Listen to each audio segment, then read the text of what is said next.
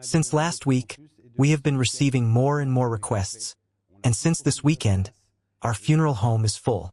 We don't have a single space left, and it's due to the heat wave. We have proposed to the authorities to set up what we call refrigerated containers in front of our funeral home. We are waiting for their approval. Not wars or pandemics this time, but relentless heat waves are now killing Europeans in large numbers. A deadly climate trend that officials warn is reshaping public health priorities and exposing gaps in preparedness across the continent. Thousands have died in Paris alone as extreme temperatures battered the city, with elderly residents among the most severely affected, straining hospitals, emergency services and social care networks already stretched thin by successive heat events. The scale of mortality has evoked grim memories of the 2003 heatwave horror, prompting urgent questions about whether Paris and other European capitals have truly learned the lessons of the past and are taking the systemic steps needed to protect vulnerable populations as the climate crisis intensifies. Neither a pandemic nor wars, but an intense heat wave is now killing Europeans in large numbers. A climate-driven emergency that public health authorities warn is producing cascading impacts across health systems and vulnerable communities. France is currently taking stock, and officials say the statistical work required to tally heat-related deaths accurately could take weeks or months as medical examiners and registrars review death certificates and correlate fatalities with extreme heat conditions. Deaths surged during the heat wave's peak in France last week, the Associated Press reports, as hospitals and emergency services recorded a sharp uptick in heat-related illnesses and fatalities across multiple regions. Temperatures soared above 40 degrees Celsius and nighttime highs also broke records, eliminating the usual overnight relief and compounding stress on the elderly and those with chronic health conditions. Public Health France reported more than 1,200 deaths on June 24 linked to the heatwave, a provisional figure that authorities caution may rise as investigations continue. Reportedly, the death toll increased to about 1,400 on June 25 and again by another 1,400 on June 26, reflecting how successive days of extreme heat can rapidly amplify mortality numbers before full verification is complete.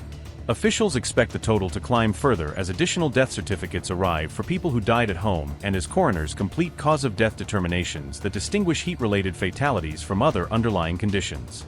Approximately 85% of the deaths registered during those 3 days were among people aged 65 and above, underscoring how older adults remain disproportionately vulnerable to extreme heat events and the importance of targeted protective measures.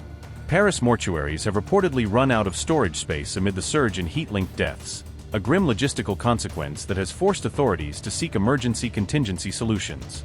To cope, 2 temporary storage units with 20 places each were installed to relieve municipal mortuaries, a short-term response intended to manage overflow while longer-term arrangements are organized. France's city hospitals also provided another 50 additional places to handle the surge in deceased and to ease pressure on already strained mortuary and forensic services, according to reports. Today, knowing that our funeral home is full, the funeral directors, colleagues, have no other solution but to come and pick up coffins, take them to the home, and perform what is called an immediate placement of the body in the coffin. They place the body directly in the coffin, close it to preserve the body, in a coffin. Since last week, we have been receiving more and more requests, and since this weekend, our funeral home is full. We don't have a single space left, and it's due to the heat wave.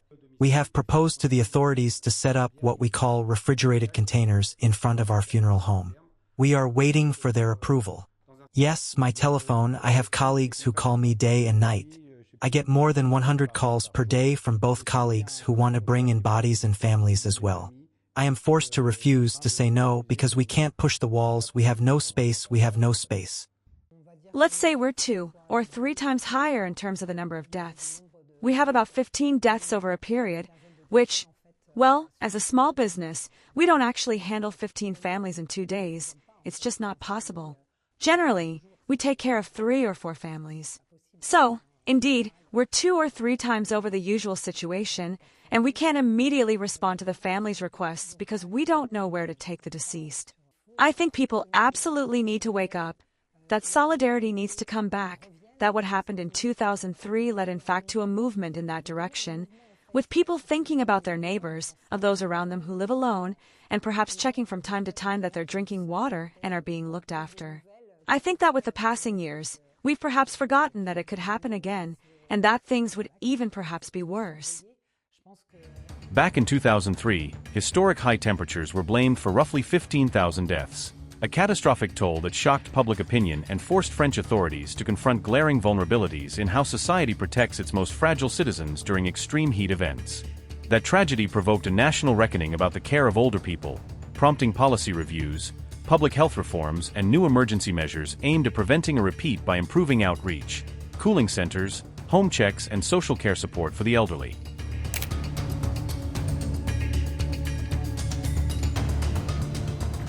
A deadly heat wave is tightening its grip across Europe, pushing temperatures to dangerous levels. You can't breathe.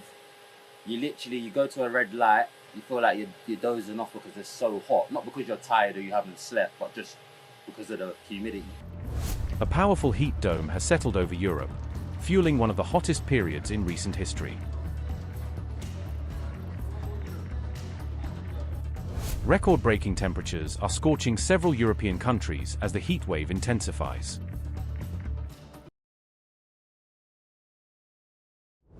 Spain, France, and the United Kingdom are among the countries battling extreme summer heat. In some areas, temperatures are soaring more than 10 degrees Celsius above the seasonal average.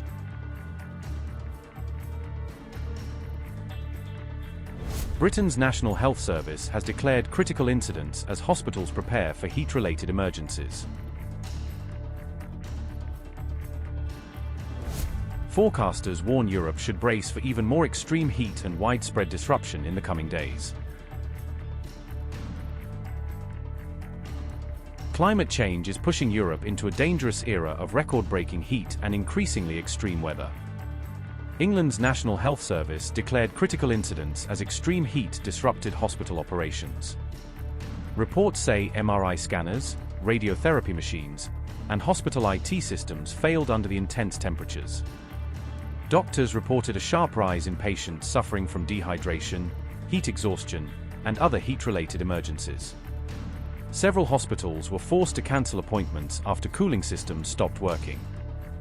The London Ambulance Service also recorded a historic surge in life-threatening emergency calls during the heat wave. The climate in big picture, for sure, it's not good. It's awful. They're climbed last month, record temperature, climbed yesterday, record temperature, climbing today, record temperature, you know.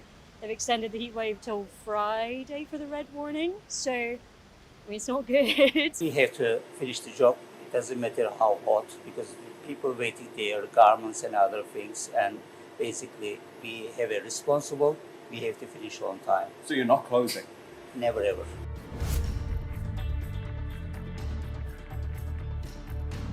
France is enduring temperatures far above seasonal averages as the intense heat wave tightens its grip across the country.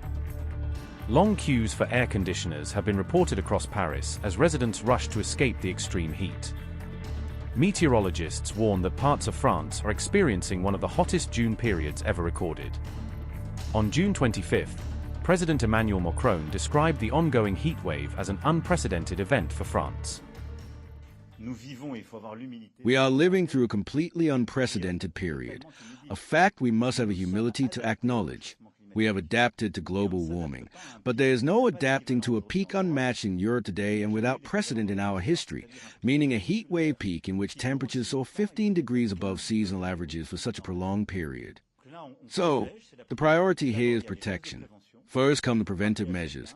Everyone needs to be reminded to drink fluids regularly, avoid exertion in the sun, protect themselves as much as possible, and adapt accordingly. Furthermore, we must remain vigilant. We have also seen a large number of drowning cases. Therefore, it is essential to keep emphasizing the need for caution and to continue reaching out to the most vulnerable groups, an effort undertaken with great commitment by the social, medico-social, and healthcare sectors, particularly regarding the elderly.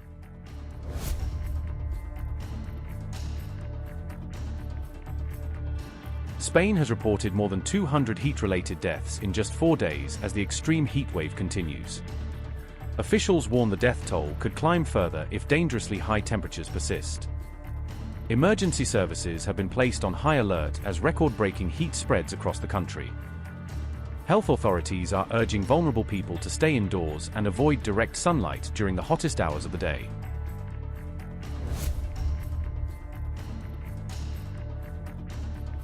Experts say a powerful heat dome has trapped scorching air over much of Western Europe, driving temperatures to dangerous levels. In some regions, temperatures have climbed more than 10 degrees Celsius above normal for this time of year.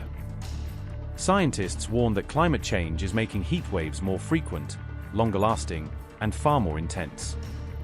The current heat wave has affected France, Spain, Germany, Italy, and several other countries across Europe.